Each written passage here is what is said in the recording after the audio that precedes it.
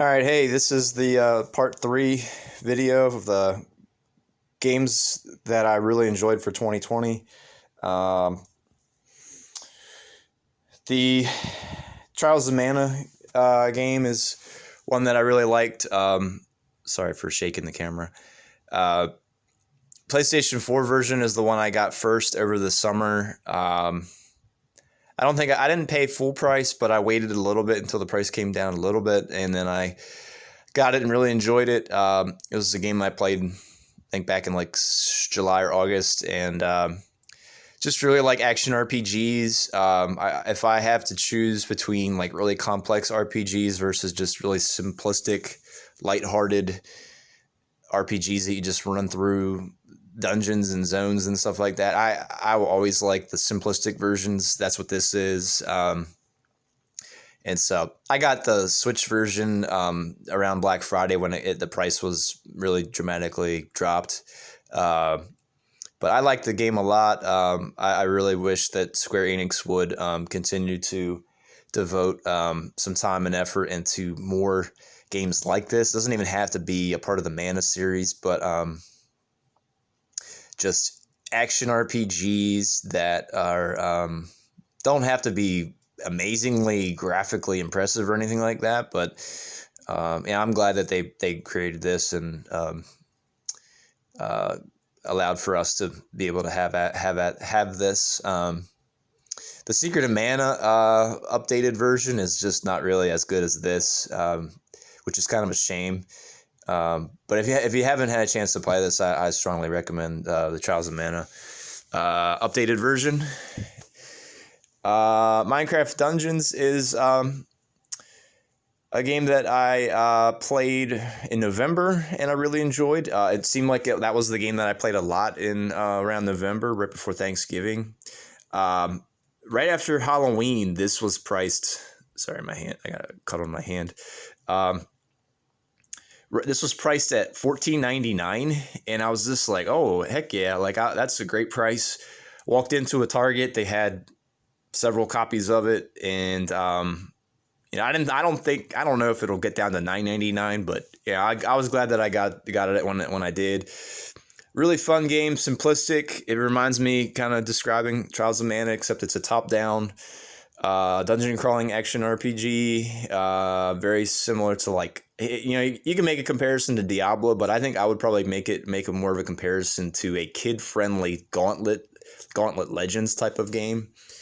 I had my son sit there and watch it, and he liked it. He really likes Minecraft. I think he was confused why there's no. He uses the word crafting, and I was just like, thank God there's no crafting, because I don't really like anything like that. I just like this is a great game. I could see them pursuing more into a series like this. It's kind of a shame what they did though was like that they opened it up when you play the game. It'll open it up to a certain amount of missions and levels that you can play, and then it opens it up to like this alternative world that's like you get it because this is some type of hero edition, but then there's still even more like DLC that you can't get even with this version, that like it still tries to get you to pay more. So it's like I really that really is frustrating, how you create a game, but then the customer that buys the game only really technically gets like 70% of the game,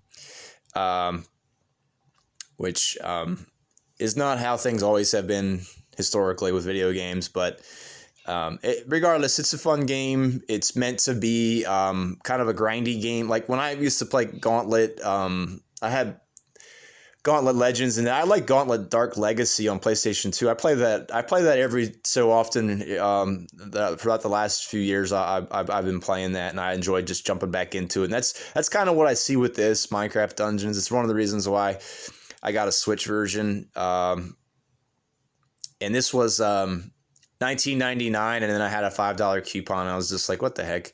It came in the shrink wrap. It was brand new, another $14.99.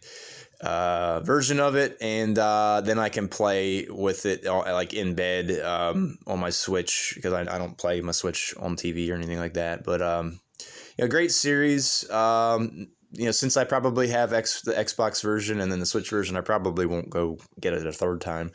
But so I said that all these games are really my favorite games, but I would say this is probably my game of the year, Blazing Chrome, which is odd because I can remember I beat this last January or February, right at the start of 2020, and I would say still my favorite game of the year.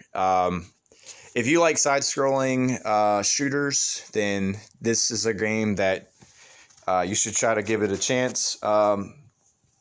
It's not as hard as Contra, but it has some features in it that kind of makes it a little bit more toned down. It still was hard. Like, I remember getting frustrated with it, but it's just like anything else. If you practice and you figure out kind of what is coming and you recognize the patterns, you can beat it. And I never beat I don't even think I really ever beat any of the NES Castlevanias or the Contras of yesteryear.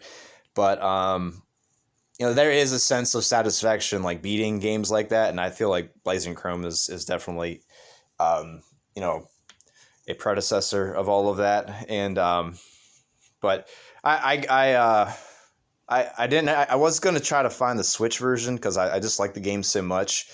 I kind of missed out on it, and then I got a digital version of it it was like under $10 or something on eShop. So I like the fact that I can play this on my TV with the PlayStation 4, and then I also have a Switch version. I just like the game that much. I kind of have been getting myself in the habit of buying doubles of games, but if I like the game that much, I've been trying to support it that way.